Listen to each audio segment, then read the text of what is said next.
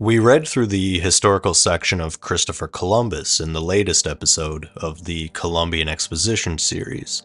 Now, this book will be in the opposite direction, with a look into an authentic history of the peopling of America by the Atlantians and Tyrians, the main title being The Origin of the Red Man.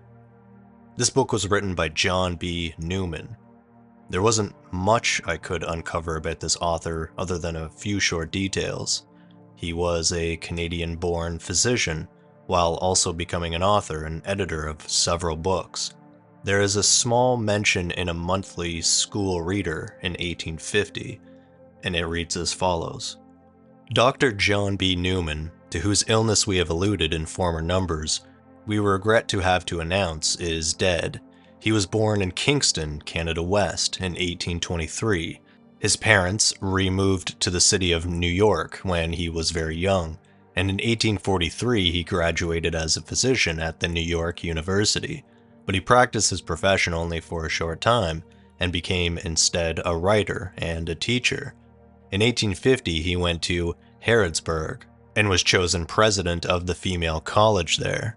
After remaining for 2 years, he returned and subsequently resided in Newark, New Jersey, devoting himself to writing chiefly on physiology. Early in November last, he was attacked with an inflammation of the lungs. A bronchial affection followed, from which he died on the 21st of April last. He was a noble and agreeable companion, a warm-hearted and generous friend, a persevering and talented scholar, whose sun was darkened ere it had scarcely reached its meridian. Now, this is literally the first in the series, the first book, and hope to build upon it with other publications in the future.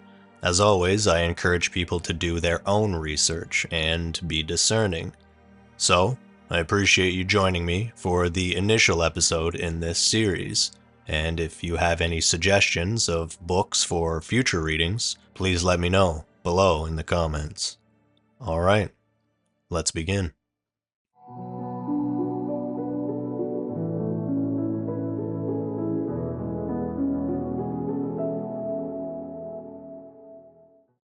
The Aztec city of Sumai. The introduction. The late remarkable expedition of Colonel Donovan through the Mexican country has been narrated with considerable detail in the New Orleans National newspaper, and from it been extensively copied and circulated by the press of the United States. Though most of the facts are highly exciting and interesting, yet there's one among them that will survive the remembrance of the others, and be more likely to perpetuate the memory of that arduous undertaking than even the object for which it was dispatched. We allude to the discovery of that long-sought and anxiously waited-for event, an Aztec city and genuine Mexican inhabitants. The National gives the following story among its sketches under the heading of Extraordinary Inland City. About the time Colonel Donovan made his treaty with the Navajos, a division of his command was entirely out of provisions, but these were liberally supplied with the present necessities by the tribe with whom they had just concluded terms of peace. The necessity, however, induced a portion of the regiment to return to Covano, while another portion commanded by Major Gilpin and accompanied by Colonel Donovan took the opportunity of visiting the city of the Sumai Indians, which is celebrated over all the surrounding country, to make a peace between them and the Navajos. This city was situated on the Rio Pesco, or Piscao, which is supposed to be a branch of the Gaya, or Gaya. They were successful in their object, and from thence returned to the Rio del Norte. Unlike the Navajos, the people of Sumai live in a city which presents every appearance of a high degree of civilization. It contains probably over 6,000 inhabitants, who support themselves entirely by agriculture. This city is one of the most extraordinary on the globe. Its mode of building is extremely peculiar, it being divided into 4 solid squares, having but 2 streets and these crossing the center at right angles. The buildings are all 2 stories in height and composed of a sun-burned brick. The first stories of each quarter are connected together, presenting a solid wall to the street, and so constructed that each house joins perfectly as far as the first story is concerned, with the one next to it until 1/4 of the city may be said to be one solid structure. The second stories rise from this vast solid foundation so as to designate each house, not uniting as do the first, but with room enough between each building for persons to pass each other without inconvenience. The inhabitants of Sumai enter the second story of their buildings by ladders, which they draw up at night as a defense against any enemy that might be prowling about. In the city of Sumai were seen some white Indians, and this circumstance probably gave rise to the story of there living afar off in the Rock Mountains a tribe of white aborigines. These albinos are very few in number. The discovery of this city of Sumai will afford the most curious speculations among those who have so long searched in vain for a city of the Indians who possessed the habits and manners of the Aztecs. No doubt, we have here a race living as did that people when Cortez entered Mexico. It is a remarkable fact that the Sumians have, since the Spaniards left, refused to have any intercourse with the modern Mexicans, looking as they do upon that mixed and debased race as a far inferior people. They have also driven from among them the priests and other dignitaries who formerly had power over them, and after this occurrence resumed habits and manners of their own, their great chief or governor being the civil and religious head. The country around the city of Sumai is cultivated with the utmost care and skill, and the people reap immense harvests as the reward of their industry, enough not only for themselves but what is absolutely necessary in a country surrounded by such a sterile tract, for also large flocks of cattle and sheep. So far the information furnished by the expedition, and enough too to cause others to follow in its track. The inhabitants of Sumai claim a direct descent from the pure Aztec race, and pretend to retain their habits and customs. We have now a ready method of reading the hieroglyphs, so profusely inscribed on the ruins of the ancient sites. Such a consummation would at any rate be a great satisfaction, though with regard to their origin and early history, we have much to learn at this day. It is our opinion that from the information before them, antiquarians will come finally to the conclusion that America has been peopled from 3 different sources. In the first place by the passage of the descendants of Gomer, or Atlas, over the celebrated island of Atlantis, by means of the islets of the sea.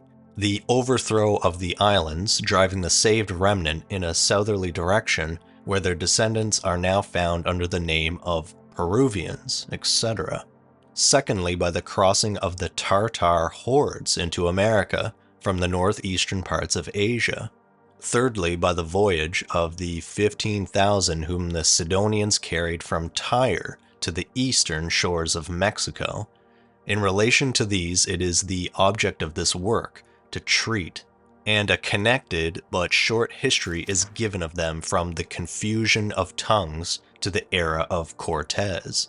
Few questions, says a writer, have given rise to more discussion or more ingenious theorizing than the original history of America. To determine their original paternity, many incredible and absurd hypotheses have been from time to time propounded. Some authors, Lord Kames among them, have not scrupled to report that the Mosaic account of the creation of our first parents was only intended to inform us of the origin of the inhabitants of the Eastern world, and that the Americans have sprung from a different Adam and a less erring Eve. Others, with more piety, have contented themselves with hazarding the conjecture that the destruction of the Tower of Babel, when, according to Holy Writ, the Lord scattered them, the builders, abroad the face of all the earth, was the time when the vast plains and forests of the Western world first received man as their inhabitant. A third party conceived that in former times an island of enormous dimensions, named Atlantis, stretched from the northwestern coast of Africa across the Atlantic Ocean, and that over this continental tract both man and beast migrated westward. In one night, however, a mighty storm and wind overwhelmed this island, at a time when only a few animals had succeeded in making good their passage. The discoveries made by the Russians in the northern parts of the world under the auspices of Peter the Great confirm the opinion of those who, not disposed to account by supernatural agency for what might be affected by natural causes, had early suggested the possibility of America being peopled from the continuous northern shores of Europe on the one side and Asia on the other. They insisted upon the similarity in features and manners and mode of life of the denizens of the frigid zones, and arguing upon the analogous migrations of the European and Asiatic nomads. They accounted for the existence of the Southern Americans by the continual pressure of rapidly increasing population from the north. But even when the discoveries of Russia apparently corroborated this hypothesis, the tide of discussion was not checked, but merely diverted into fresh and new channels. Almost every nation of the Old World set up its claim in turn for the honor of having given birth to the new hemisphere. The Jews, Canaanites, Carthaginians, Greeks, Scythians, Chinese, and many others have all found zealous advocates for their respective claims. At all events, the discussion has occasioned a most zealous research in all the historical records procurable, and if it has done nothing more to the elucidation of American history, would have been useful in bringing to light many valuable facts, as the hammer of the geologist may strike out a gem, though he may lose the course of the stratum he is investigating. But in our opinion, the research has done more than this, and really brought to light the true history of our country. The great fault is that each inquirer begins on a particular theory, and will devote himself entirely to its extension. At once pushing from its course, all that he finds tends to its disapproval. Such investigators are, however, useful in their own way and accumulate facts for those who come after them to use, and by combing the views of all discern the truth. Love that. It is singular how much one branch of science aids another, and will often make a matter of entire certainty which was before mere conjecture. It was for a long time a disputed point with astronomers whether the sun was a center of light as well as heat, and this problem astronomy by itself could not solve. Chemistry came to its aid and showed that the rays of heat were transparent to glass in proportion as the source was intense from whence they emanated. A pane of glass placed before a common fire will allow the rays of light to pass through it, but is opaque to those of heat. Now, the warming rays will pass through the glass with as much facility as the illuminating ones, a fact known to every person in the burning glass. This, of course, places the question of the sun's heat beyond doubt. The same manner has geology come to help of the antiquarian and proves the existence of the disputed Isle of Atlantis. Every man is interested in the history of his own country, and more especially is this the case with Americans. To gratify this desire, the idea has been suggested by the general attention given to the discovery of Sumai that a popular work combining all the facts known in relation to the early settling of America would prove highly acceptable and be both interesting and instructive. And for this object, the present little work was prepared. Okay, Book 1, The Migration of the Aztecs. Now, just as a quick side before we get into this, there are footnotes or references throughout this book, and they are numbered. So we'll probably be bouncing around from page to page because some of the notes are substantial. But I do feel that they give a lot of information and a lot of context, and would like to include them. So, back on track. Book 1, The Migration of the Aztecs. In the reign of Azalmic, the 8th king of its second dynasty, Alexander of Macedon came before Tyre and desired admission into the city in order. He pretended to offer a solemn sacrifice to Hercules. The Tyrians sent him a golden crown in token of respect and friendship, but forbid his entrance, declaring that it was their purpose at every hazard to preserve their independence.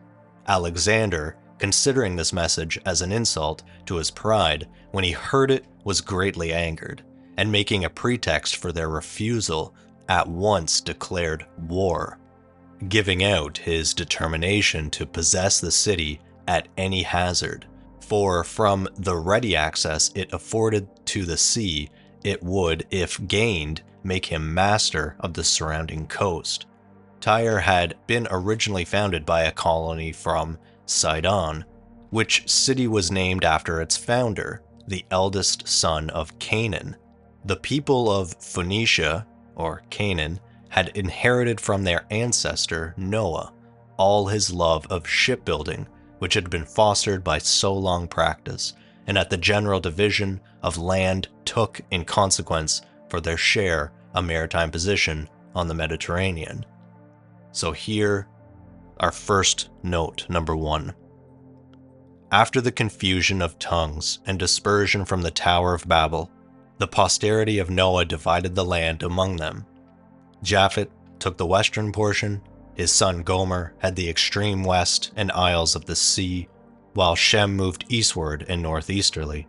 Japhet was promised that God would enlarge him and the wonderful extent of his possessions and increase of his descendants proves the exact fulfillment of the promise.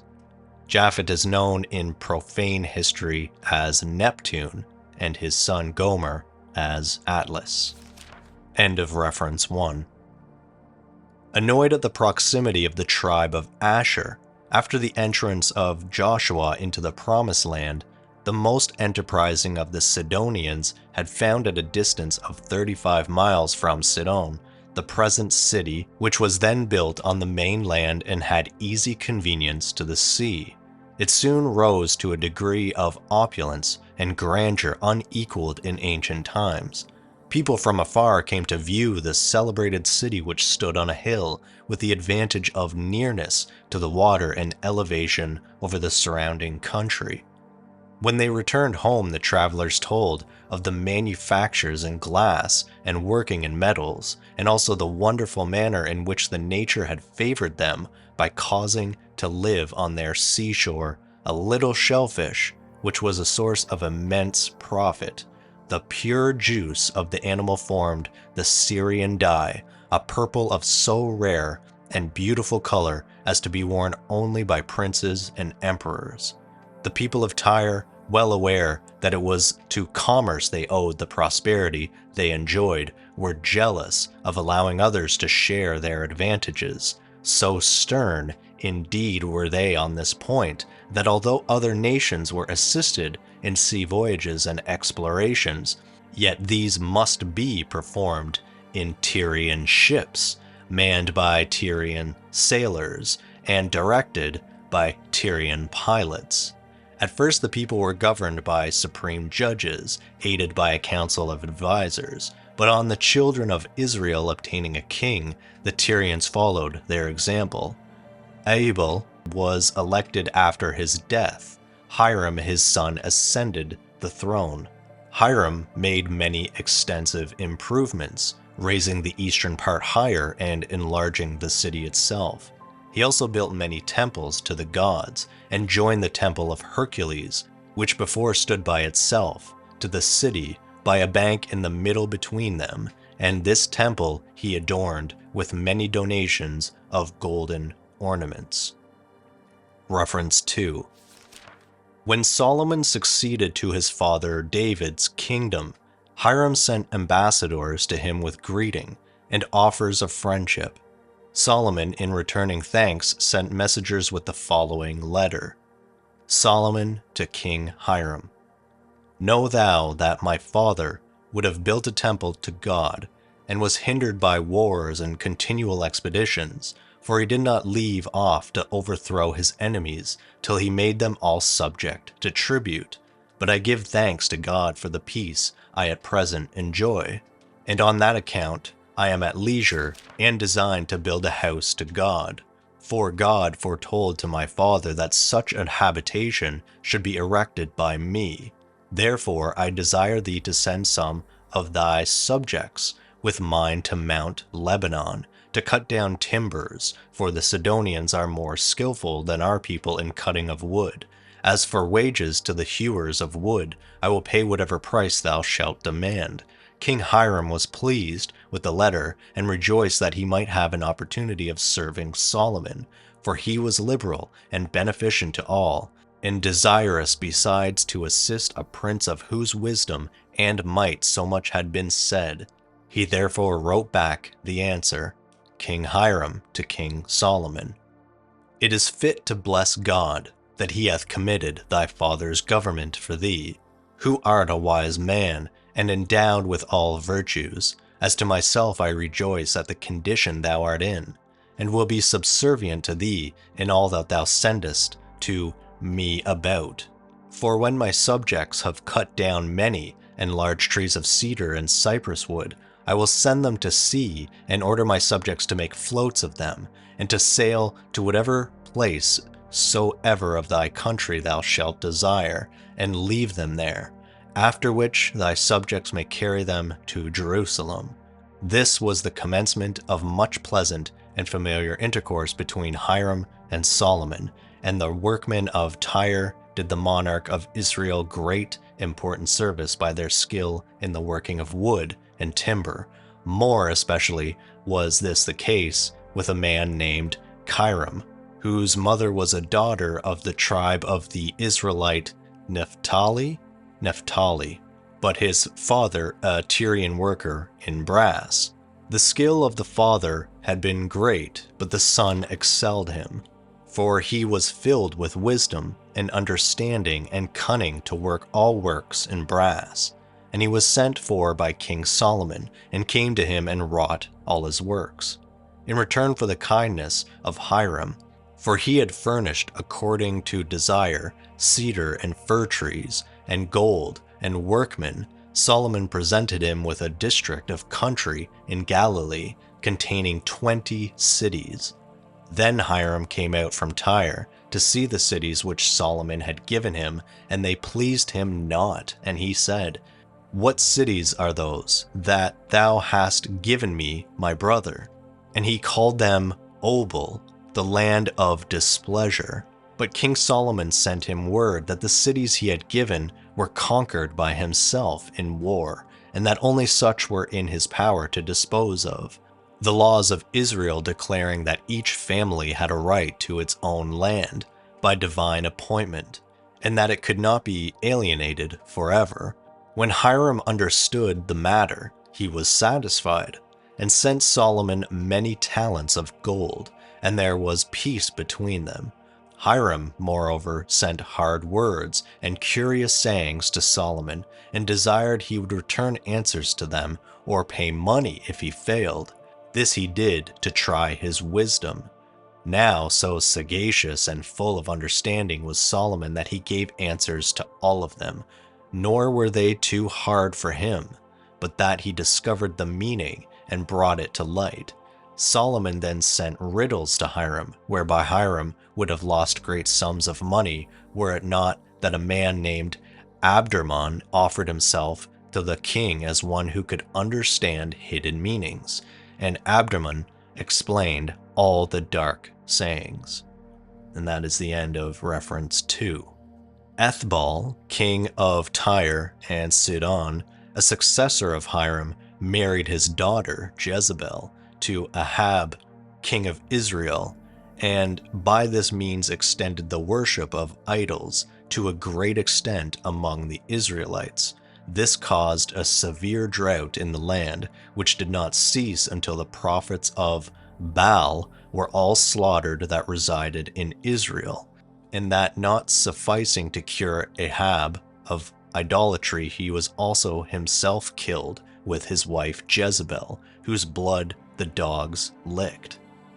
Reference 3.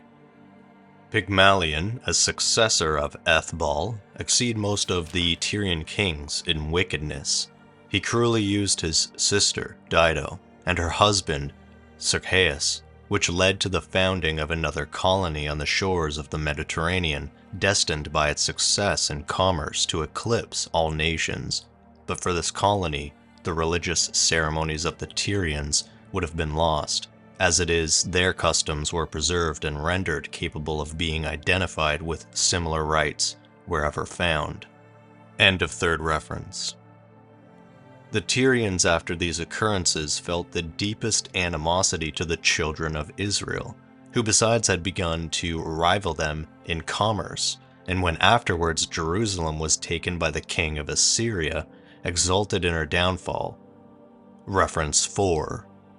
They evidently exulted without any apprehension of danger to themselves, as they had already measured arms with the Assyrians and gained the victory.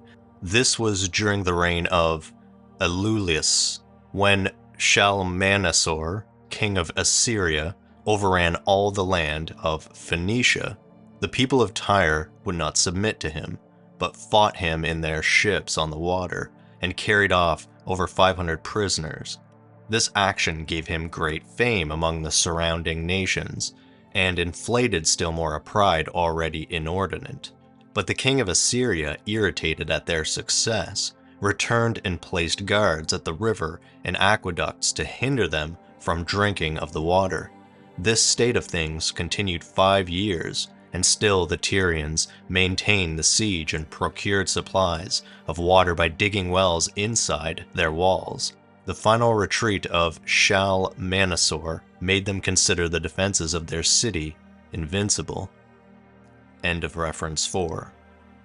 But the triumph was premature. The same conqueror came against Tyre, took it after a siege of 13 years, slaughtered great numbers of their people, tore down the houses and walls of their city, and carried off whatever was valuable in goods and merchandise.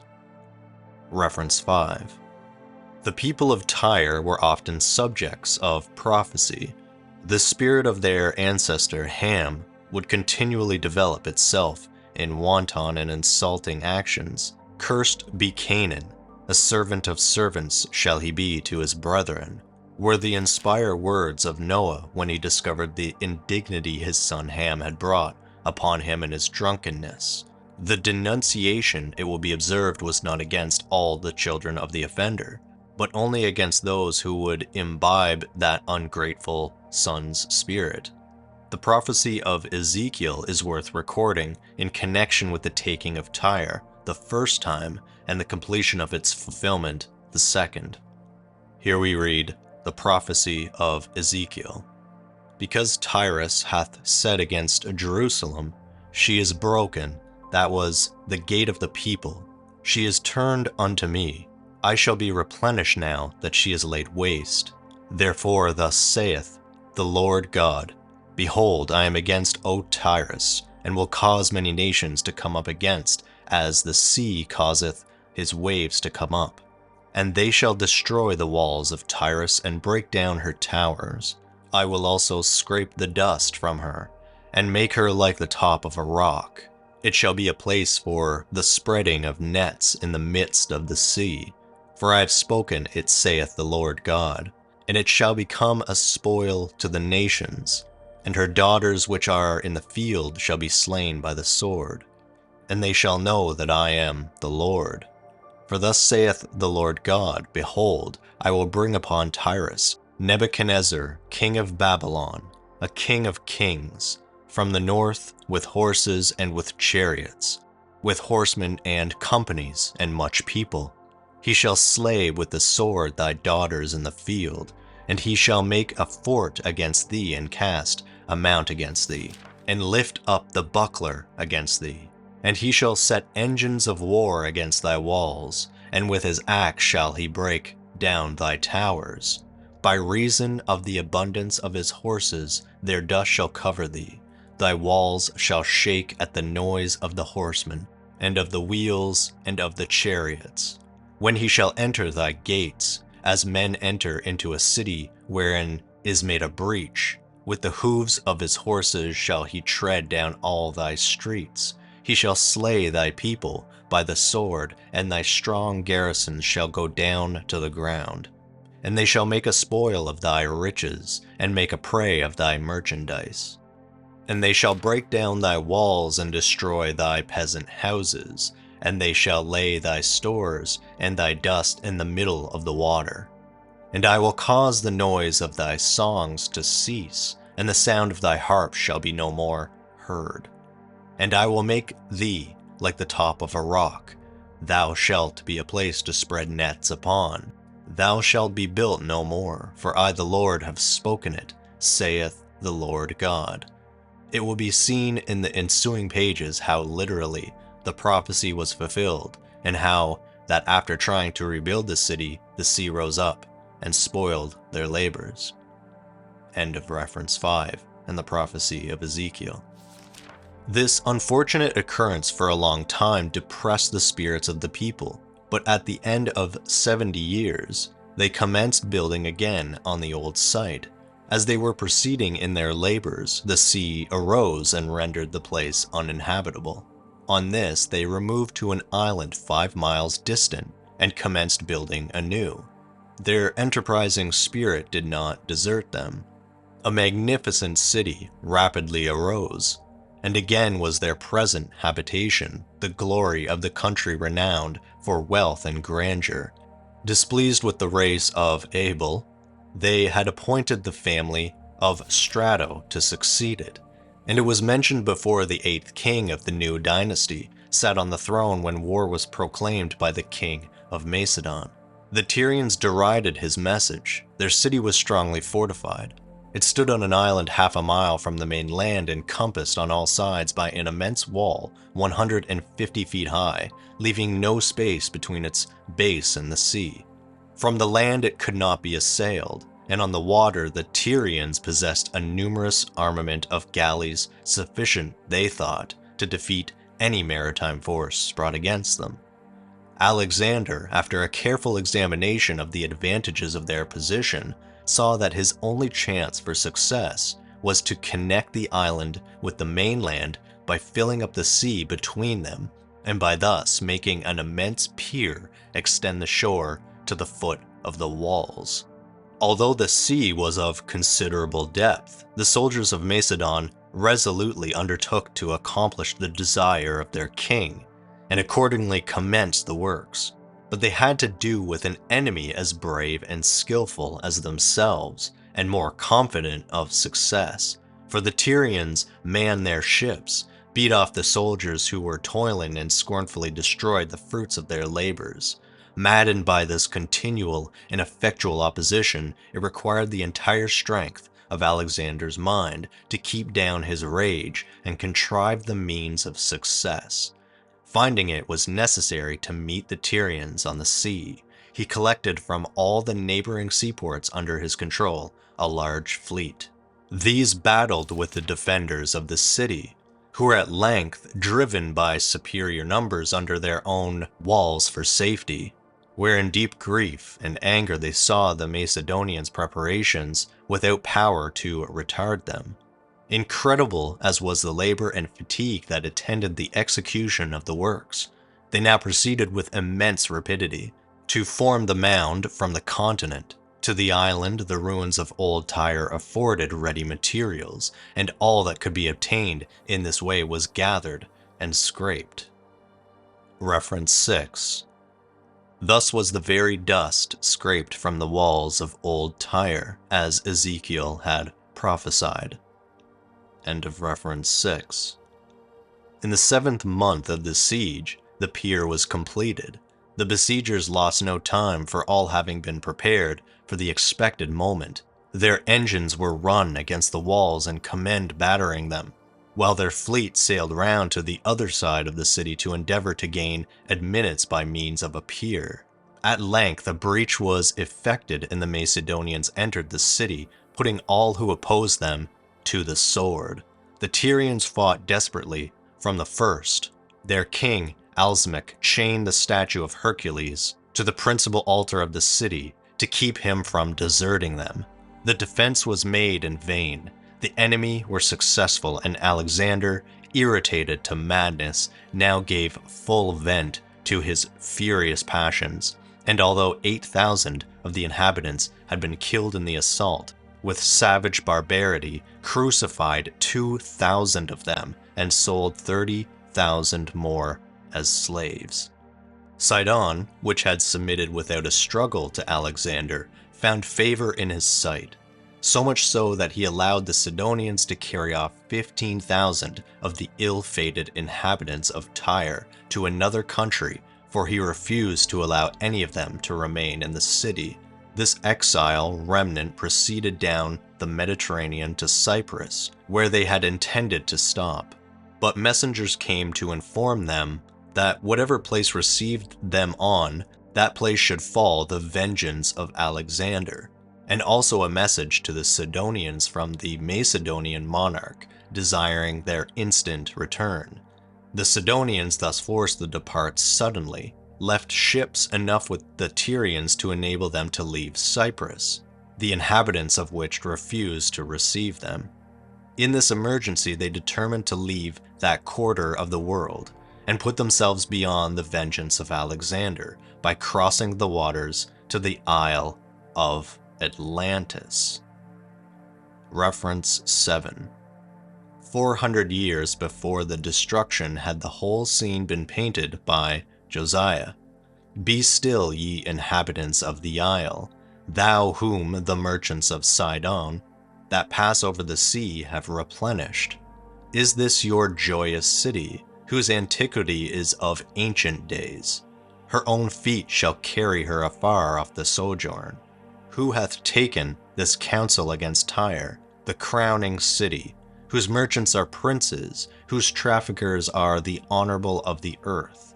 He stretched out his hand over the sea, he shook the kingdoms. The Lord hath given a commandment against the merchant city to destroy the strongholds thereof. And he said, Thou shalt no more rejoice, daughter of Sidon. Arise, pass over to Chittim, there also thou shalt have no rest. This exile remnant were those of whom Isaiah said that they should be as the shaking of an olive tree, as the gleaning of grapes when the vintage is done. How truly was it that her own fleet, her old friends who had often supported her, should carry her off to sojourn, and that once passed over to Chittim, or Cyprus, she found no more rest. End of reference 7. This island belonged to a king named Atlas, who dwelt westward and whose dominion extended over a vast domain. He was the great patriarch as well as king of Western Europe. It was said that his empire reached to the utmost regions of the west and to the sea where the horses of the sun, wearied with their daily course, refreshed themselves. 1,000 flocks fed in his wide extended plains, and of all he was the owner. He had many children. The most famous was Hesperia. He had likewise several daughters, who were in possession of the extreme islands of the west between Atlantis and Europe.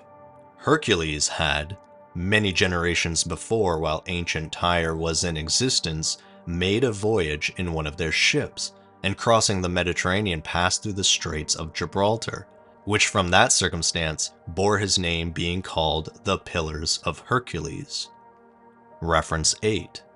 The ancient writers tell that Hercules visited the islands of Hesperides to partake of the fruit, oranges, and I'm not sure if this is supposed to be pomegranates. This is pomegranates, etc.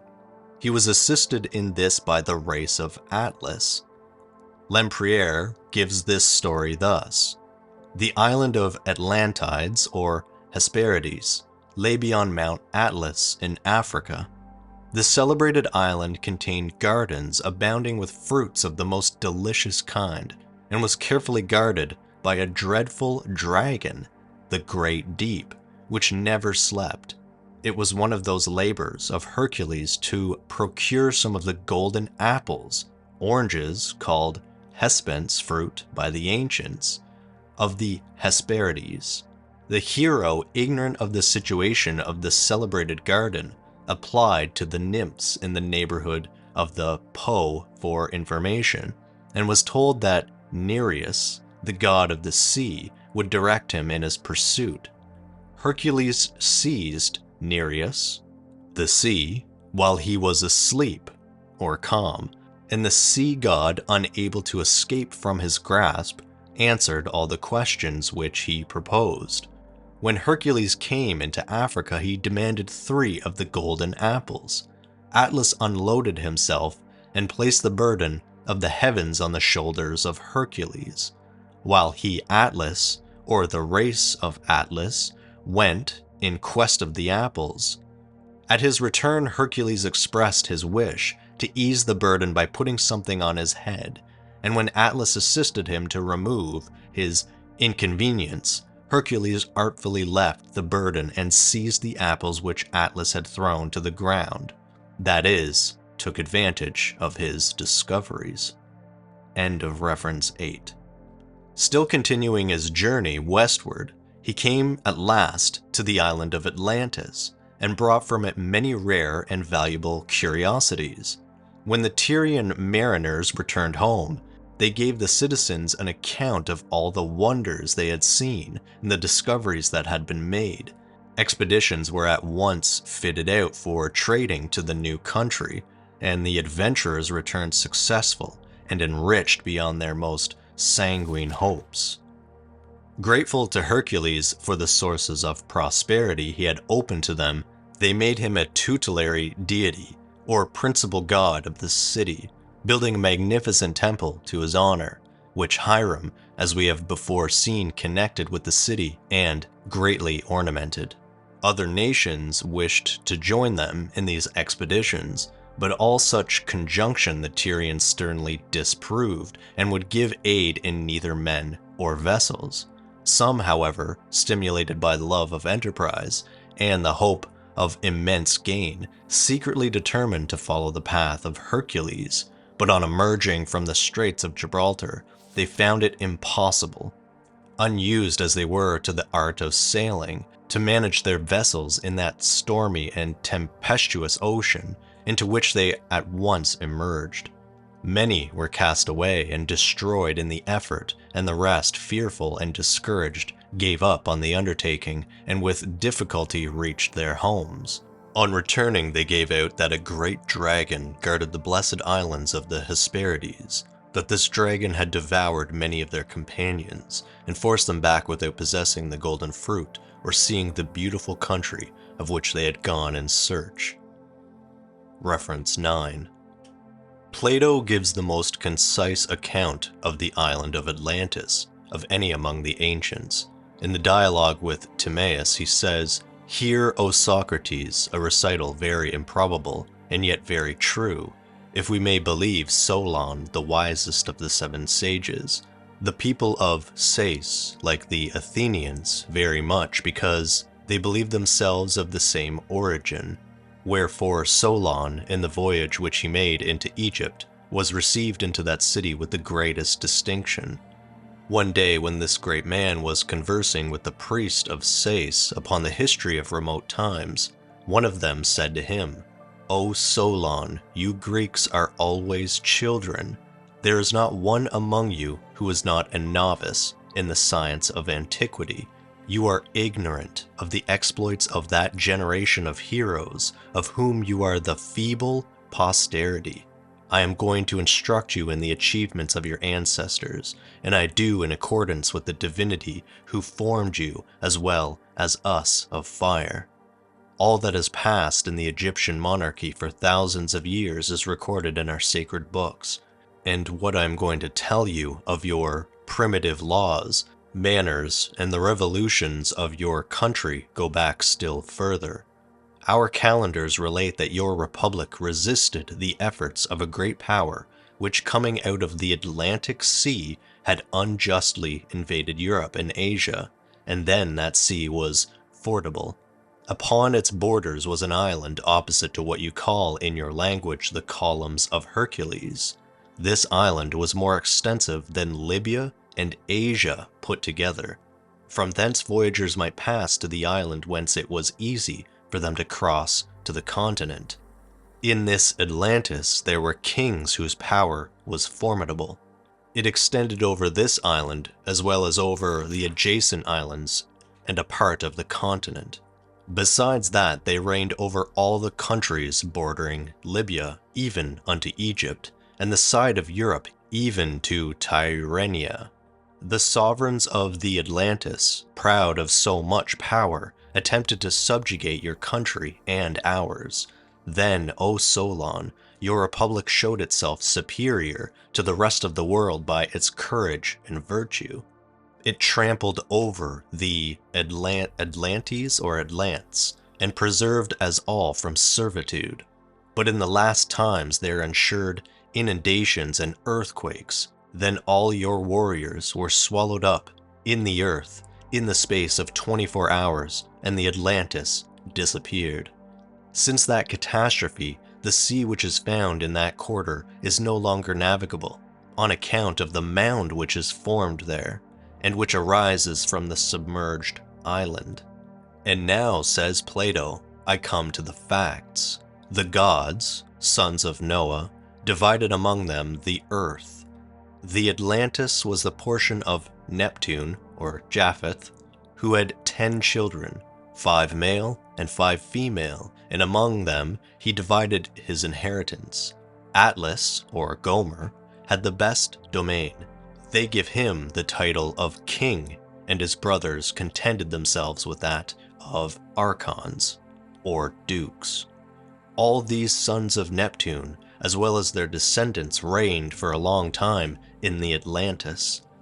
The empire extended itself over islands and stretched along the sea and finally increased to such a degree as to embrace all the countries situated between Tyre and Egypt. The family of Atlas was that which arrived at the greatest degree of glory. It amassed riches such as no sovereign will ever amass again in the course of ages. Besides, the island furnished an abundance of all that was necessary to life. There were mines of orichalk, unsure on that one, a metal which is known at present only by name, and which does not yield in value but to gold. The earth nourished a crowd of animals, domestic as well as wild, and even elephants were seen there. The inhabitants of Atlantis knew how to construct temples, palaces, and ports. The temple of Neptune was covered over with a covering of gold. It was of immense size, but its architecture was of a singular character. They had represented in the sanctuary Neptune standing erect upon a chariot, harnessed with 6 winged horses of such a stature that the figure touched the vault of the edifice. Around the chariot were 100 nereids seated on dolphins. Upon the outer wall appeared the portraits of the kings and queens of the Atlantis in wrought gold. One might discover within the circumference of one royal house a circular riding school of great diameter, wherein were performed the movements of the cavalry. Round the principal city there was a little plain encircled by mountains, from whence there was a gentle and easy slope to the sea. The archons reigned each in his district and had the power of life and death. They assembled together every 6 years and regulated among themselves the general affairs of the island. They were, during a number of generations, just powerful and happy. A length luxury introduced depravity of manners and despotism. Jupiter, in his wrath, resolved to punish the crimes of the Atlanteans. Resolved to punish the crimes of the Atlanteans. He convoked the immortals to the center of the universe, from whence he looks down on all generations. When they were assembled, the rest of the dialogue is lost. This dialogue of Plato is after the manner of his master Socrates, in which it is proposed to give the theory of the soul, to make men acquainted with a rewarding and avenging deity, and to destroy the blasphemy of atheists, a good providence. De Sales remarks that all these sublime objects do not belong to fiction of which Plato himself gives notice it is not. Hear, O Socrates, a recital very improbable and yet very true. This is not the style of a philosopher who composes apologies. He tries to render his tale probable and takes care not to say that it is not so. The history of Atlantis which opens the dialogue seems well connected with the foundation of the work. The description of the vicissitudes which have changed so many times the face of the globe, this people happy as long as it was just, and whom the gods annihilated when it ceased to be so, prepares for the great truths which the philosopher is about to announce to men. Here is no need of astonishing a multitude by illusions. Error of this kind is only adapted to the barbarous legislator who wishes to deceive his victims, and not to the philosopher who comes to bring to unfortunate beings the last good which could be torn from them, God and immortality. Besides, continues De Sales, Plato is not the only writer who speaks of the Atlantis. Homer and Sanchomethon also make mention of them. Plutarch, in speaking of the island of Atlantis, calls it Ogygia, from Ogyges. One of the Atlanteans, Oga, means an island. This island, he says, is distant from Britain, about 5 days' voyage sailing westward. There are 3 others which are about the same distance from each other. They are reached by oared vessels. This ocean is everywhere dangerous to voyagers on account of shoals and shallows shifted by currents. There is a tradition that it was once frozen. The shores of the continent are inhabited, especially those of a vast bay as extensive as the Palus Meotides, the mouth of which is over against the Caspian Sea. Tournefort, the botanist in the beginning of the 18th century, enlarged on these ideas. As Hercules had formerly done, he sailed through the Straits of Gibraltar into the Atlantic and flattered himself that he had discovered in the little archipelago of the Canaries the remains of an ancient continent submerged. He goes on to explain this submersion by the rupture of the ancient Isthmus of Gibraltar caused by a violent overflow of the Mediterranean. Perhaps, said he, the terrible eruption of the Mediterranean into the Atlantic submerged and overwhelmed that famous island Atlantis which Plato and Diodorus describe. The islands Canaries, Azores, and America, and the remains of it. It may be well to remark in this connection that 2 deluges, or rather partial inundations, are mentioned by all the ancient historians. They were occasioned by the elevation of volcanic islands and the overflow of the Euxine. I'm unsure how to say this, but the Euxine. Essentially, this is the ancient name of the sea between Russia and Asia Minor, which is now called the Black Sea. So, from the top. They were occasioned by the elevation of volcanic islands and the overflow of the Euxine, and thus breaking through the Straits of Gibraltar, overwhelmed large tracts of the Atlantic Isles.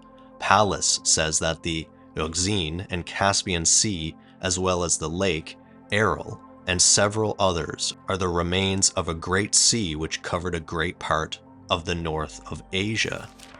It has been conjectured, says an English writer, that the Bosphorus was the occasion of draining the ocean Pallas mentions.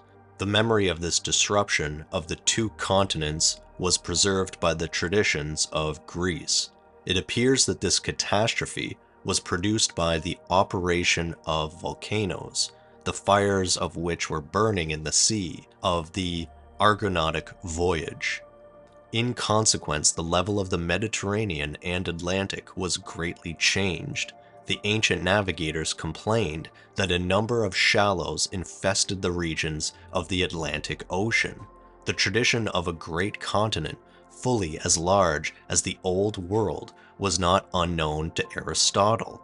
It is remarkable that recent navigators have observed many shallows nearly connected together in a line stretching from Spain through the Azores to Newfoundland.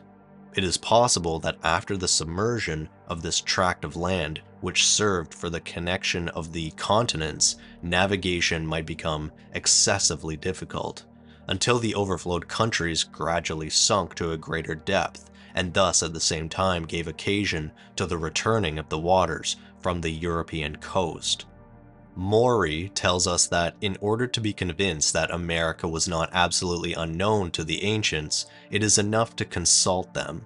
Crantor assures us that the historical notice of Atlantis by Plato is true.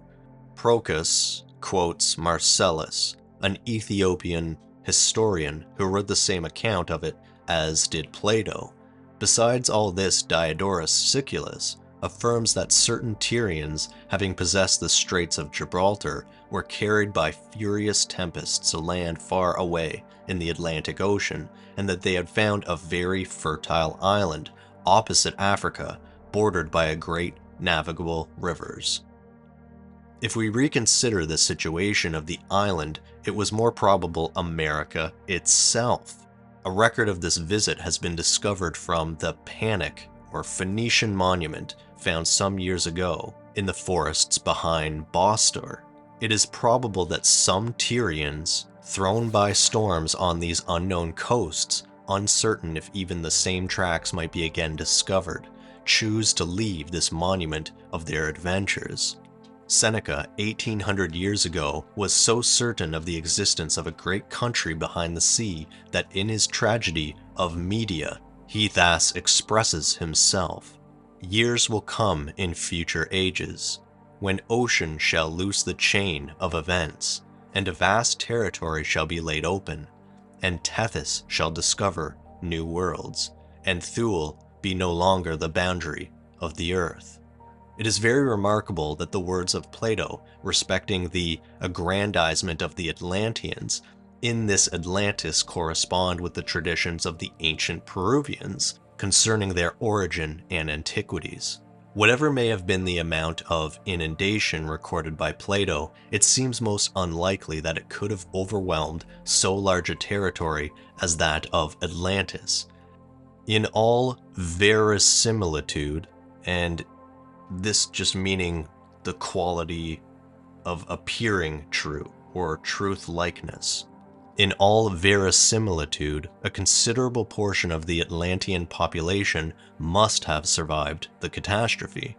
Many of the ancient traditions distinctly imply that the Atlantean race had not entirely perished, and if the Tyrians gave out a report of their utter annihilation, we well know the reason of this fabricated falsehood, for Diodorus Siculus tells us that they endeavored to keep the knowledge of the country from the Europeans, and thus retain a profitable commerce with the Atlanteans to themselves. End of reference 9.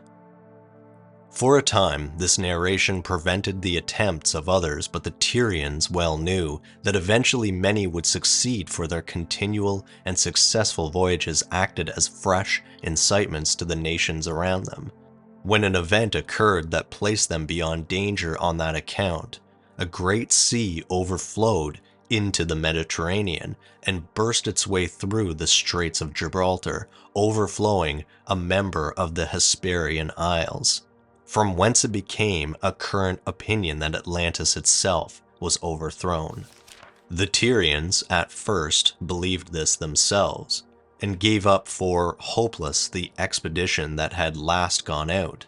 To their surprise, however, it returned, and they found that only the intervening isles had been destroyed.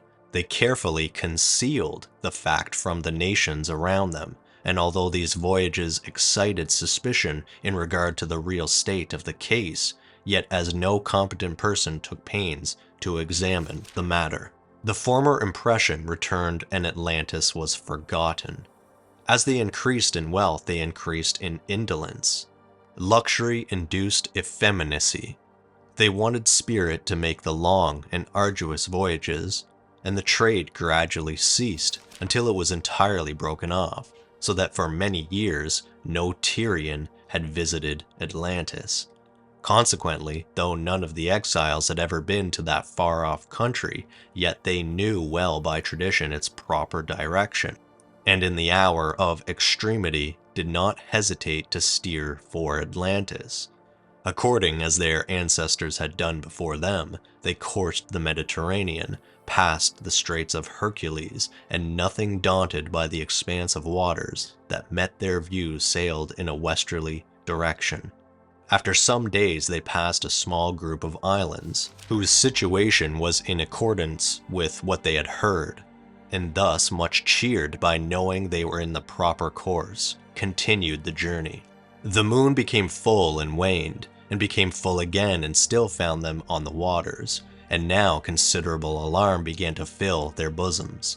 None of the ancestors had ever spent so much time in arriving at Atlantis, and they feared that either the island was in reality overthrown, or that they had missed its direction. Their provisions and water began to fail also, and this added to their terror and distress. At last the moon waned, and without any expectation of ever seeing it full again, they were beginning to despair when they found themselves in a powerful current. This raised their hopes, nor were they again destined to disappointment, for on the second day they reached the place of their destination and landed on the eastern coast of Mexico. Reference 10. The unexpected length of time which it took them to reach Atlantis or the shores of Mexico can only be accounted for by another general sinking of land, and that this is the case is the opinion of many modern geologists. Darwin, in his Voyage of a Naturalist, says that the geologist, who was fully impressed with the vast oscillations of level which have affected the Earth's crust within late periods, will not fear to speculate on the recent submergence of land in the West Indian archipelago as the cause of the present zoological separation of North and South America. The South American character of the West Indian mammals seem to indicate that this archipelago was formerly united to the southern continent, and that it has subsequently been an area of subsistence. End of reference 10. Their ships were in a worn and unsafe condition, but tired of the sea and having no longer any motives for traveling on, as they dared not return to Phoenicia, they did not repair the shattered vessels, but on the contrary suffered them to fall to pieces, and thus all means of ever retracing their steps was lost, and, in the fact, not cared for. Circumstances had developed in them all the hardy and resolute spirit of their favored ancestors. They applied themselves diligently to the arts and agriculture. Soon splendid cities arose around them.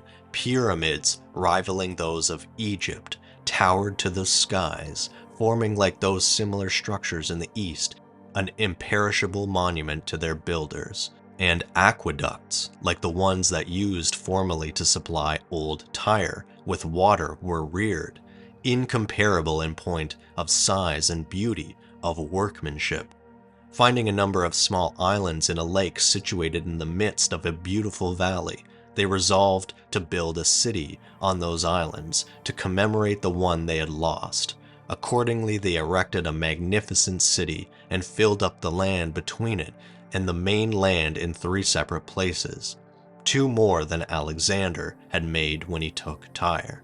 The city, though in a very warm country, was situated so high up as to enjoy a temperature at all times exceedingly mild and refreshing. It was considered by its builders the most glorious place in the world. The only remnant that remained of the Tyrians of their former state of life was the magnificent floating gardens that floated on the lake of Tezcuco.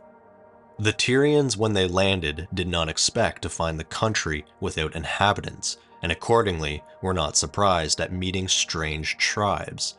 But they were not the ones whom they wished to see, but on the contrary, an entirely different race, destitute of the polish and civilization that had characterized the Atlanteans.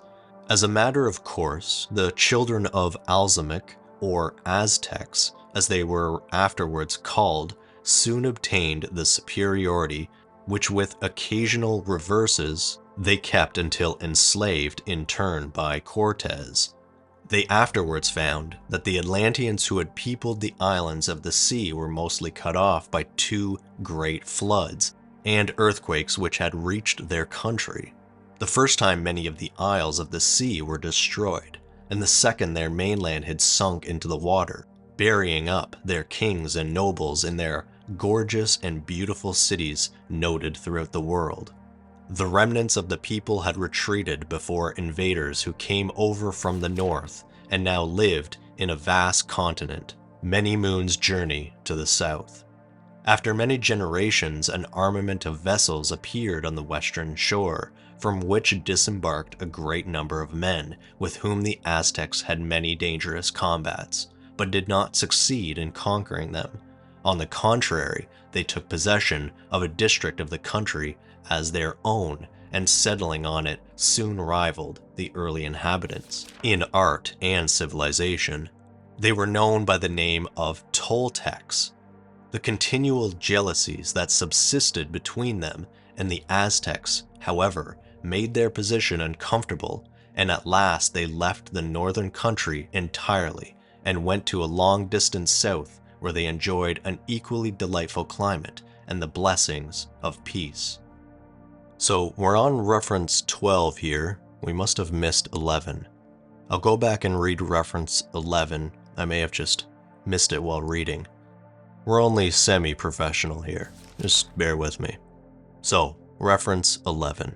When America, says Darwin, and especially North America, possessed its elephants, mastodons, horse, and hollow-horned ruminants, it was much more closely related in its zoological character to the temperature of Europe and Asia than it is now, as the remains of these genera are found on both sides of Bering Strait, and on the plains of Siberia. We are led to look to the northwestern side of North America as the former point of communication between the Old and so-called New World, and as so many species, both living and extinct, of these same genera inhabit and have inhabited the Old World, it seems most probable that the North American elephants, mastodons, horse, and hollow-horned ruminants migrated on land since submerged near Bering Strait, from Siberia into South America, and thence on land since submerged into the West Indies and South America, where for a time they mingled with the forms characteristic of that southern continent and have since become extinct.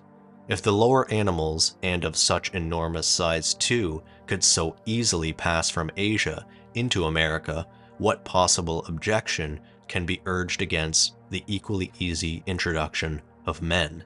Those who have suggested the possibility of America having been peopled from Asia point to the similarity in features, manners, and mode of life of the natives of both places. Mr. Parsons, in his Remains of Japhet, entertains no doubt but that the earliest Americans were a colony from Tartary. In confirmation of this, he observes that the American natives had some acquaintance with the doctrine of the Trinity, for they worshiped the sun under the threefold appellation of Father and Lord Sun, the Son, and Brother Sun, and moreover adored an idol called by the name of Tanga Tanga, which signifies 1 in 3 and 3 in 1. There is a similar worship among the Lamas of Tibet and Tartary. Corroborative evidence of their Tartar origin may be found in the pillars of stone, of which Peter Kalm gives an account, that were discovered some 100 miles west of Montreal, evidently of great antiquity, and one covered with inscriptions in the Tartar characters. According to Mr. Pennant, the customs of scalping, torturing, and even eating their prisoners, of disguising themselves as wild beasts for the purpose of the chase, and of marching in file and not abreast prevail among the American Indians as among the inhabitants of Tartary, while in their physical formation thy similarity is even more apparent. It seems that a corrupt species of Jewish ceremonialism had spread in early ages over a great part of northeastern Asia when the Manchu Tartars imbibed them. As might be expected, these ceremonies may be traced in the northern tribes. A mother was secluded after childbirth. The widowed wife generally married her husband's brother. They selected their priests, or medicine men, from among a portion of the tribe, not warriors. They worship one god, practice circumcision, etc., etc. Their opinion, says a writer, is of little value who think that the people of America came from Great Tartary, because there were no horses in that country before the Spanish conquest, and it is almost impossible that the Scythians, who abounded in horses, should bring none with them. Besides, the Tartars were never seamen. There was no necessity of ships being employed in crossing, as Darwin has proved, and as for the horse, he mentions finding a tooth of a horse in a stained and decayed state. When he brought it to Europe, he found it to compare with a similar one found in the United States by a slight but peculiar curvature in it. It is certainly a marvelous fact in the history of the mammalia that in South America a native horse should have lived and disappeared, to be succeeded in after ages by the countless herds descended from a few introduced with the Spanish colonists. End of reference 11.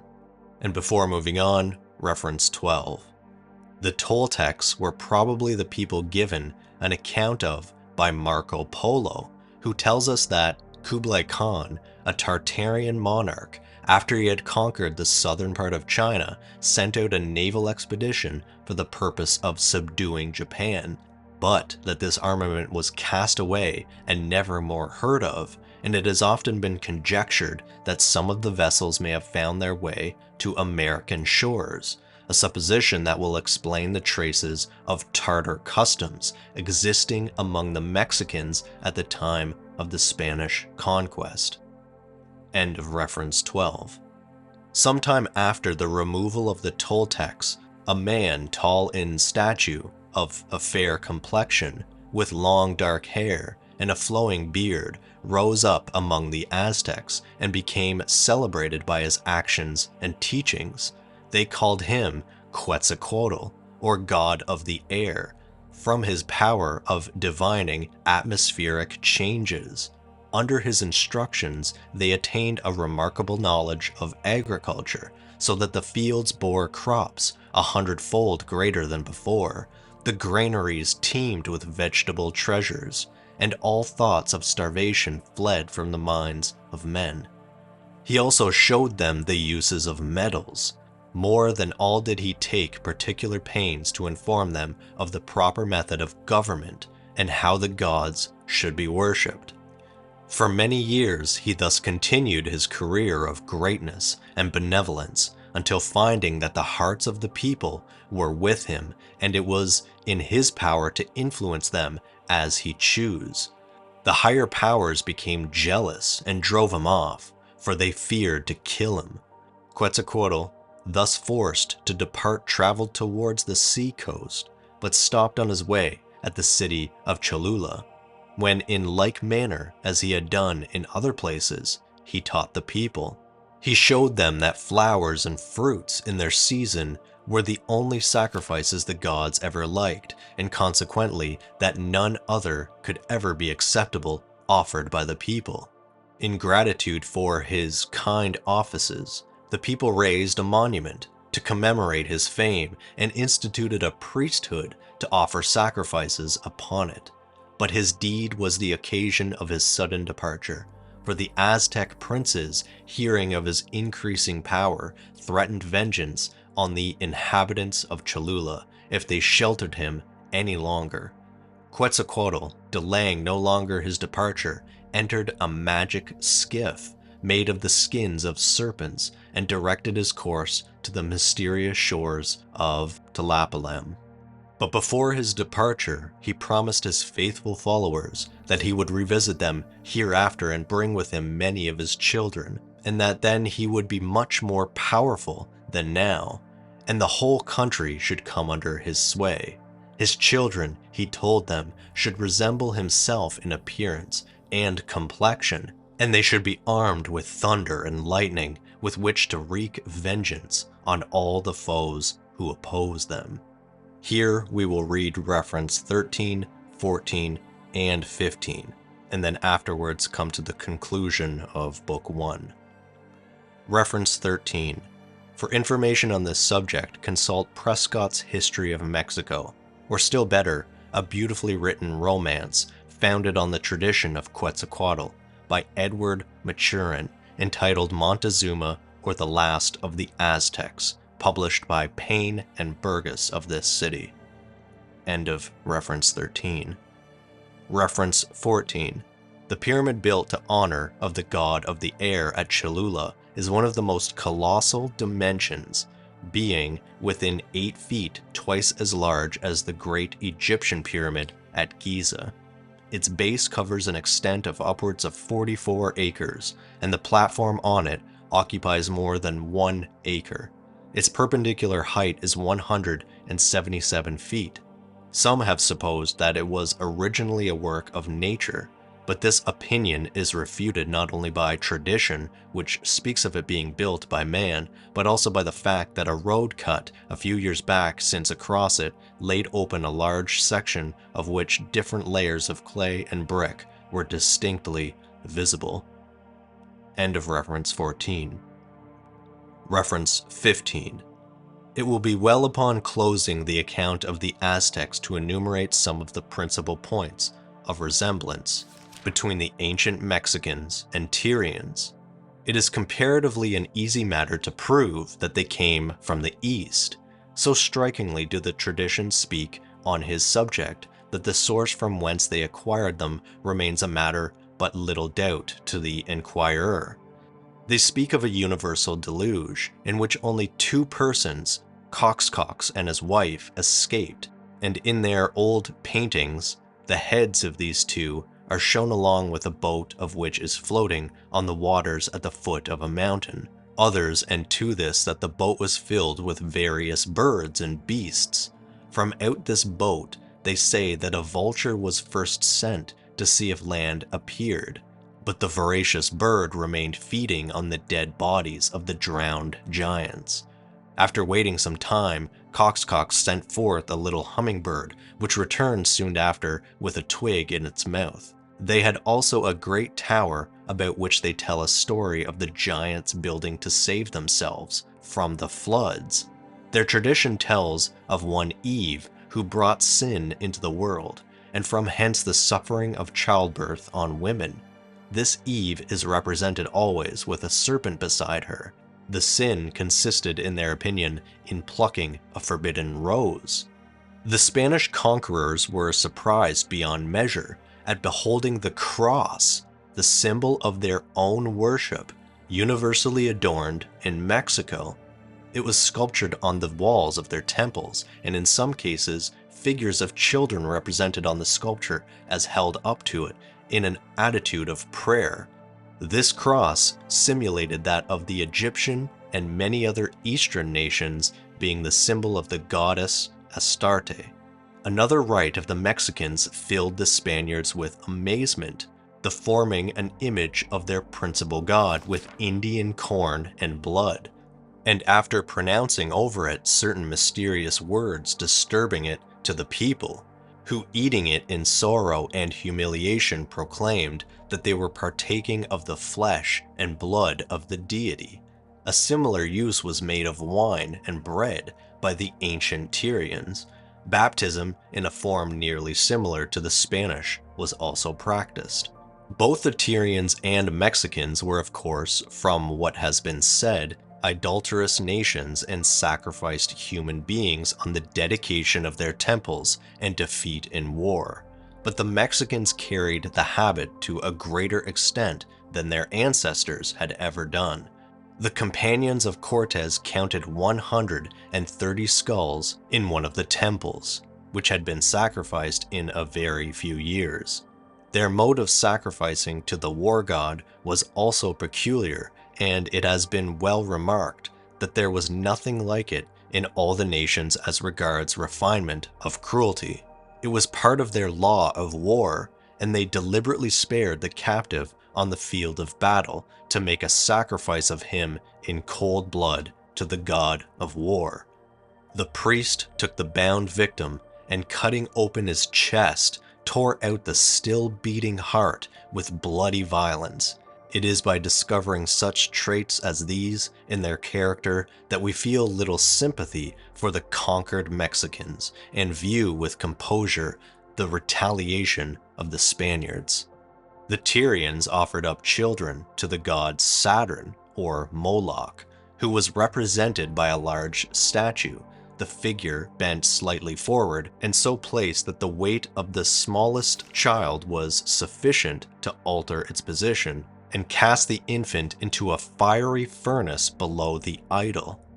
On the ruins of Central America, the custom is portrayed in bold relief, and perhaps, as in the days of the Tyrian Jezebel, brought a curse upon the country so that the rain nor dew might fall upon it.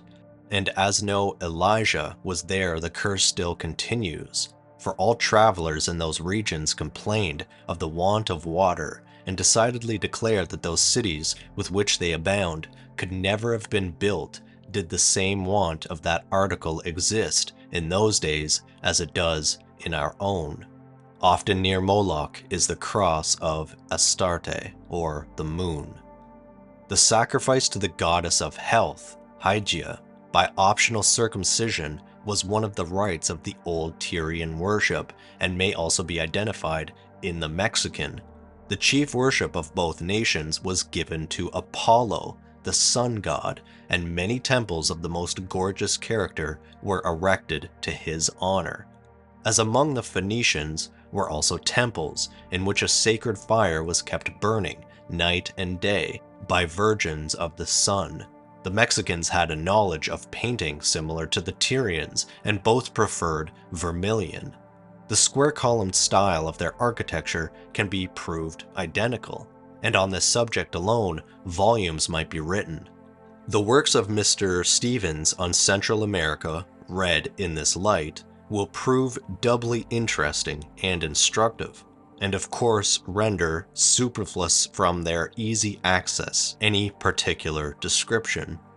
The swan was the symbolic emblem of the Tyrians, and the antiquarian Jacob Bryant says that wherever they or their descendants may have settled, there will be found a story about a swan.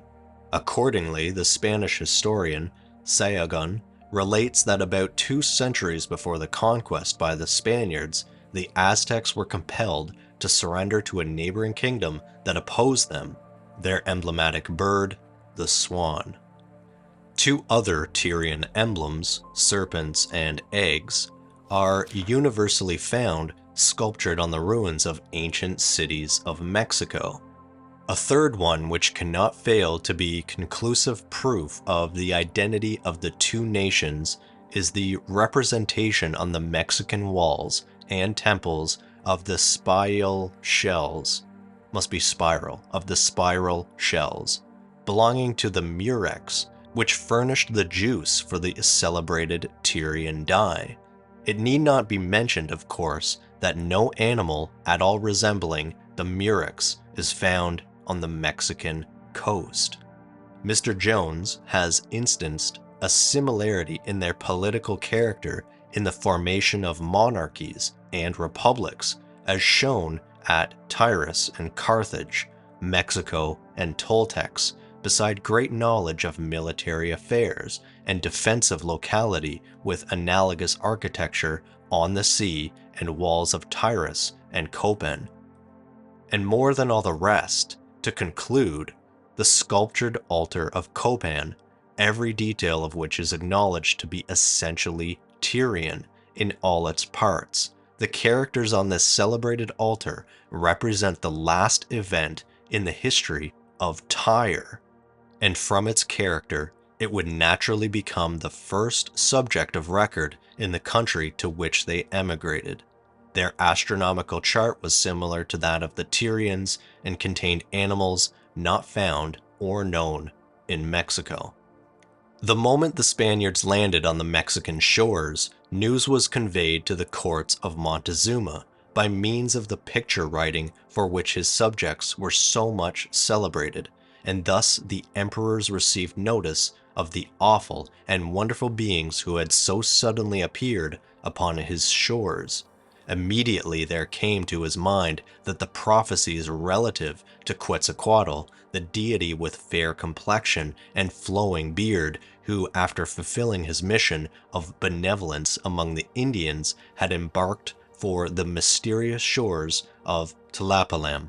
These strangers exactly resembled the god of air.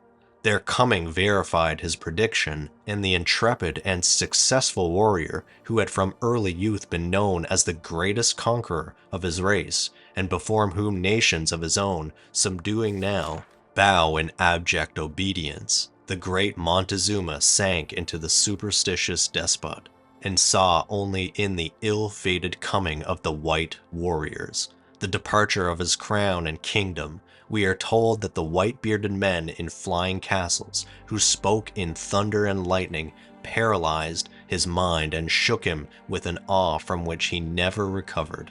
For no one in the empire believed with more shuddering faith than himself the prophecies which it was expected were about to be fulfilled.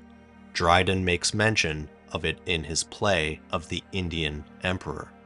Odmar, my brother, Guiomar, methinks I spy haste in his steps and wonder in his eye. Montezuma, I sent thee to the frontiers. Quickly tell the cause of thy return. Are all things well? Guiomar, I went in order, sir, to your command, to view the utmost limits of the land, to that sea where no more world is found, but foaming billows breaking on the ground, where for a while my eyes no object met, but distant skies that in the ocean set, and low-hung clouds that dip themselves in rain to shake their fleeces on the earth again. At last, as far as I could cast my eyes, upon the sea somewhat methought did arise, like bluish mists which, still appearing more, took dreadful shapes and moved towards the shore. Montezuma, what forms did these new wonders represent? Guiomar, more strange than what your wonder can invent. The object I could first distinctly view was tall straight trees which on the waters flew. Wings on their sides instead of leaves did grow, which gathered all the breath the winds could blow.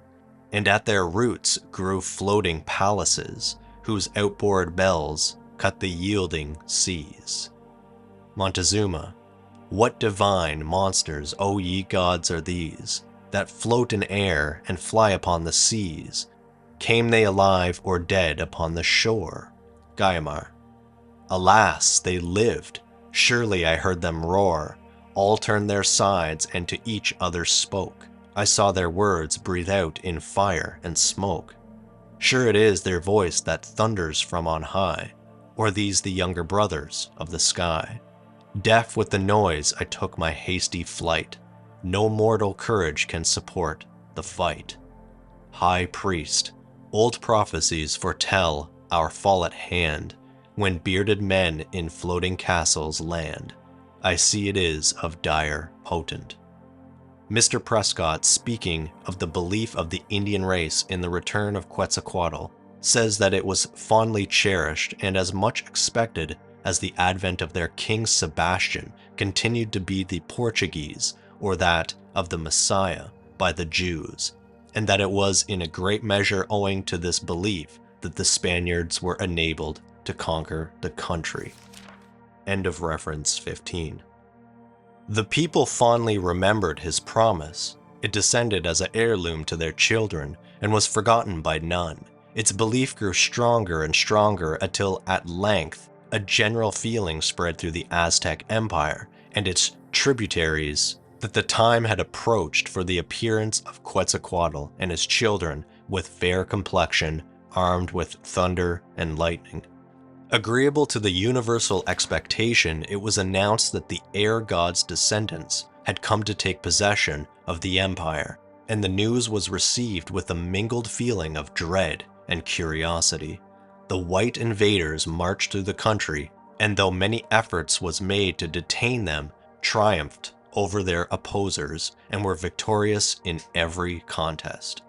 Gaining the capital, at last they imprisoned the imperial Montezuma, overturning the idol gods and destroying the priesthood that served them.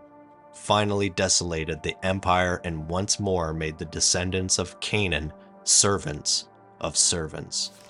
The city of Sumai, situated in a wild and desolate tract of country, escaped for a long time the notice of the Spanish conquerors, and it was not until the rage of gold and bloodshed was considerably abated that it was found out, and even then, as it had nothing to recommend it to their attention, they allowed the inhabitants upon paying a tax to pursue their own habits, which they have done amid all the various changes of government to the present day, and would probably have continued much longer unnoticed had not the second conquest brought them to light from Colonel Donovan following up the information gathered from the savages.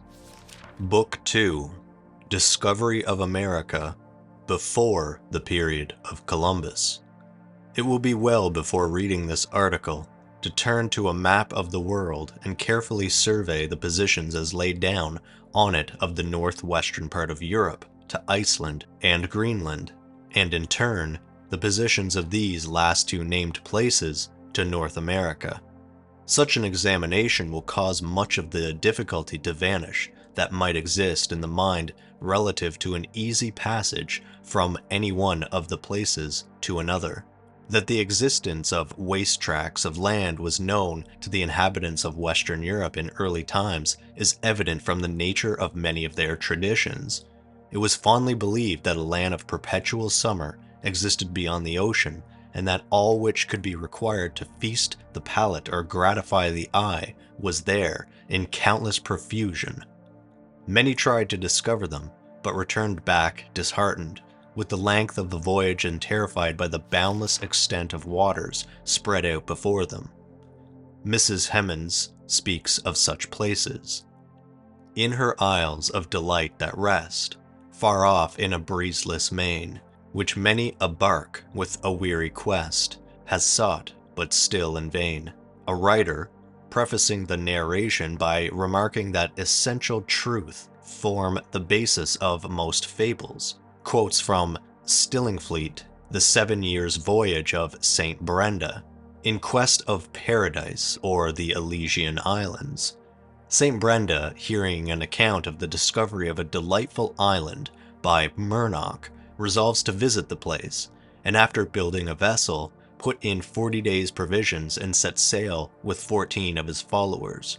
After many hardships, and from want of provisions being obliged to subsist on whatever fish they could catch, they came at last to an island, uninhabited by men, but filled with immense numbers of the feathered tribes, and named by them, in consequence, the Paradise of Birds.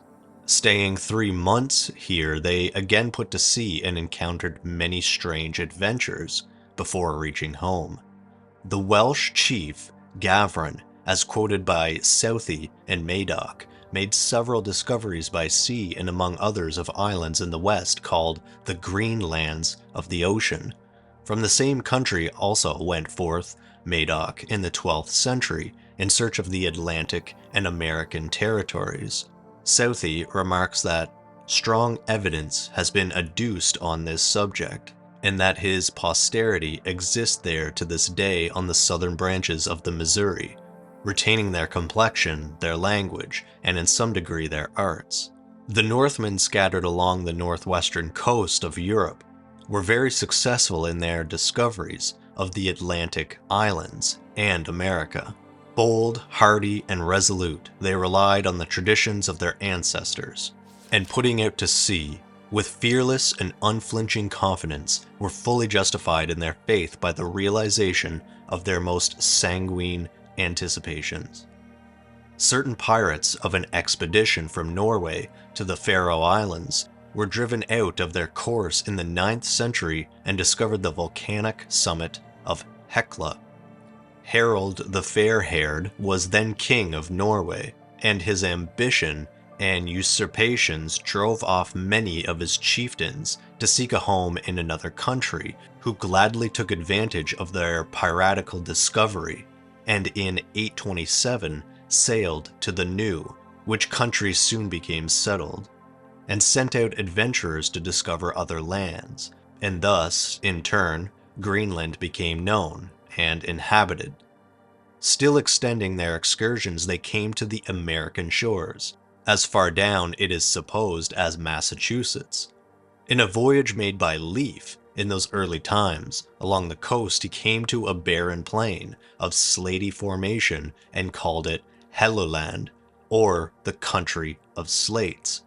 Coming to another place after the lapse of some days in which the country was flat and covered with wood and tracts of white sand wherever they went, he called it Markland. At last they arrived at a place that suited them in every respect, and here they went ashore and constructed tents of skins. The soil was excellent, the edible animals on the land plenty, and in the river larger and finer salmon than they had ever before seen. It happened one evening that they missed a man of their company, and it was Tyrker the German. This was a great grief to Leif, under whose father Tyrker had long served, and to whom he was much attached. He according set out to find Tyrker with a company of men, but had proceeded to a very short distance when they met the absentee, who gave them a hearty welcome. He staggered as he walked and uttered strange sentences, which led Leif to make an inquiry, when he found, to his surprise, that Tyrker had discovered vines and grapes, and was then under the influence of the generous liquor. Taking advantage of this event, they loaded their ships with timber and grapes, and then returned to Greenland. When they arrived home, they spoke of the new country under the name of Vinland. The discovery of Vinland, says a writer, was not made in obscure age. It may have been preceded by many remarkable voyages in the West, and we do not venture to deny positively that the stories of the Limerick merchants, expecting the Northmen carried to Great Ireland and the white man's land, may have had their foundation in some very early transatlantic discoveries. But conferring our attention to what is strictly matter of history, we may remark that the discovery of Vinland was made contemporaneously with the first colonization of Greenland and the establishment of Christianity in that country and Iceland, and consequently belonged to the most interesting period in the annals of the North. The discovery of Vinland was immediately made known in Norway, and in the latter half of the 11th century, Adam of Bremen heard it from Svein, king of Denmark. This discovery, he emphatically remarks, is not a fable, but we know it from certain information of the Danes. The ancient Icelandic geographers agreed in placing Markland and Vinland to the south of Greenland, and what is very remarkable that Vinland, the most remote country known to them in that quarter, was supposed to join Africa, a supposition that makes evident two facts. First, that it was situated a long way south of Greenland, and that secondly, nothing was known of the extent of its shores. Columbus visited Iceland in 1477, and from his general appetence of knowledge, it cannot be doubted that he had heard of the early voyages of the Northmen and their discovery of Vinland. What could be more to his purpose or better adapted to his views than the fact that the Northmen, the boldest of navigators, had knowledge of a land in the west, which they supposed to extend far southwards till it meant Africa? Or could not the intelligent Genoese find some suggestion in the following more accurate statement of an Icelandic geographer? On the west of the great sea of Spain, which some call Ginnungagap, and bearing somewhat towards the north, the first land which occurs is the good Vinland. It would add little to the reputation of Columbus to maintain that he was incapable of profiting by so good a hint. Columbus himself, from these facts, comes to be regarded in a new light not so much as an original discoverer as one who repeated and established the accredited discoveries of his predecessors in a most heroic and glorious style of experiment. Thus was the ancient Tyrian and Pythagorean system of astronomy revived, restored, and developed by Copernicus and Newton. Their immense merit consisted in the examination, accumulation, and demonstration of antique theories that had well nigh been consigned to oblivion, and this, in our estimation, requires a loftier and wider range of intellectual science than original discovery itself. Original discovery, as it is called, is often the result of chance or accident, the spirit of contradiction, and even the rashness of desperation. Original discoveries are often struck out in an instant to the astonishment of their inventors, who had no anticipation of them. Not so with the profound truth teacher, who, knowing that what is true is not new, and that what is new is not true, searches through the recondite annals of our planet for the golden links of the true philosophy. For this man, what perseverance is required, what subtlety, what fine perception of analogies, what a critical analysis of all the elements that constitute probability. Such men, if not original discoverers, are discoverers of still higher order. They lay hold of the neglected germ which original discovery had hung on the sharp rocks of incredulity, and develop it into an august and glorious system of demonstrated verity. They seize the little spark of Promethean fire, which was just about to perish in the fogs of forgetfulness, and by it they rekindle the universe into a blaze of exulting hope. If therefore we admire Columbus less as the hardy adventurer, who with a dogged and desperate resolution, hoping against hope, launched forth on the Atlantic to discover he knew not what, we reverence him more than ever as the keen-sighted and philosophic truth-seeker, who, from the accumulated testimony of ages, in the haughty independence of conscious genius, molded a most refined yet demonstrable theory of geographical facts. His mind, when he set sail from Europe, was impressed with the weight of historical evidence, and he proceeded in confidence and certainty. Not only did Columbus acquire information by his visit to Iceland, but his knowledge was strongly confirmed by the reports he had heard of a land being seen far to the west of Iceland, the discovery of Madeira, the discovery of carved wood not cut with iron instruments 450 leagues from Cape St. Vincent, on the open sea, and immense-sized reeds, which had drifted to Port Santo from the west. Huge pine trees of unknown species wafted by western winds to the Azores, and not least of all, human bodies of wondrous form and feature cast upon the island of Flores. The Society of Northern Antiquarians at Copenhagen are now engaged in collecting and publishing all the accounts concerning the voyages of the Northmen to this continent long before its discovery by Columbus. The information they have already given to the world is invaluable and definitely settles the disputed question of early discovery.